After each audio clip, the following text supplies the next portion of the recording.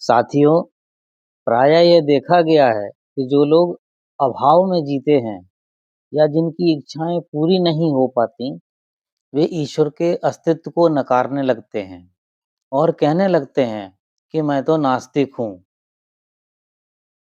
इन लोगों के ईश्वर के अस्तित्व के बारे में कुछ प्रश्न होते हैं, जिनके आधार पर ये ईश्वर को नहीं मानते। इनका पहला प्रश्न होता है कि ईश्वर यदि है, तो दिखता क्यों नहीं है? इस प्रश्न का उत्तर मैं इस प्रकार से देना चाहूँगा कि हवा हमारे चारों ओर है और हमारे आसपास सभी जगह है, लेकिन हमें दिखाई तो नहीं देती। अब इसका ये मतलब तो नहीं हो जाता कि हवा मौजूद नहीं है। जिस प्रकार हवा को देखा नहीं जा सकता, उसी प्रकार ईश्वर को भौतिक आँखों से नहीं देखा जा सकता। यदि ईश्वर में आस्था रखकर उसका ध्यान किया जाए, तो ईश्वर को हृदय में अनुभव किया जा सकता है। अब कुछ लोग आस्तिक और नास्तिक के बीच में झूलते रहते हैं।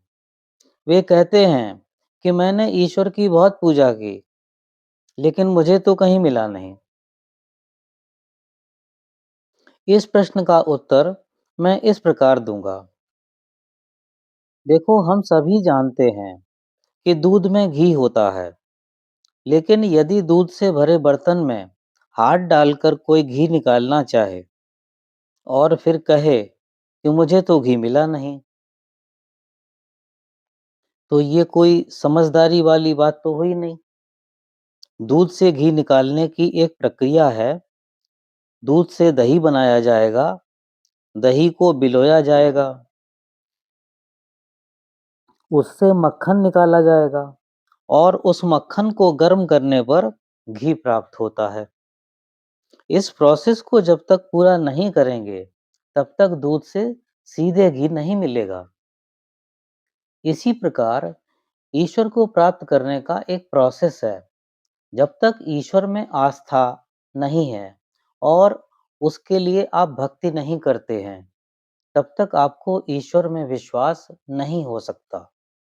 कुछ लोग तर्क देते हैं कि यदि दुनिया में ईश्वर है, तो फिर इतने अपराध दुनिया में क्यों होते हैं और ईश्वर इन अपराधों को होने से क्यों नहीं रोकता? इस प्रश्न का उत्तर मैं इस प्रकार देता हूँ। ईश्वर ने इंसान को बनाया, उसको बुद्धि दी, जिससे वो अच्छे और बुरे का निर्णय कर सकता है। ईश्वर ने इंसान को हाथ-पैर दिए, जिनसे वो अपने निर्णय के अनुसार काम कर सकता है। लोग अपनी बुद्धि के अनुसार अच्छे या बुरे काम करते हैं।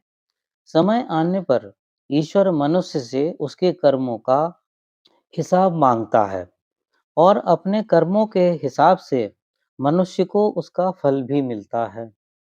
ईश्वर को बहुत आसानी से अनुभव किया जा सकता है। यदि आप ईश्वर में आस्था रखकर उसका ध्यान करते हैं, तो आपका मन शांत रहता है और मन के शांत रहने से आप अपने काम ठीक प्रकार से कर पाते हैं। जब आपके काम ठीक प्रकार से होंगे, तो आपका जीवन सही प्रकार से चलेगा। ये ईश्वर के होने का सबसे बड़ा प्रमाण है। अब कुछ लोग बहुत दुष्ट प्रकृति के होते हैं। वे कहते हैं कि मैंने ईश्वर को गालियां दी, लेकिन वो मेरा कुछ नहीं बिगाड़ पाया। ऐसे व्यक्तियों को एक ही जवाब है कि यदि आप आसमान की तरफ थूकेंगे, तो वो वापस आपके मुंह पर ही आता है।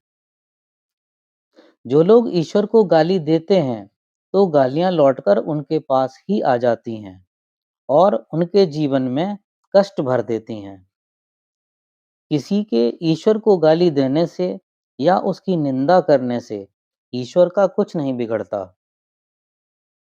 ईश्वर का स्वभाव तो मिश्री की तरह है। मिश्री को मुंह में रखा जाए तो मीठा अनुभव होता है और जो मिश्री को मुंह में नहीं रख सकता, उसे मीठा अनुभव नहीं होता है। Thank you friends for watching video.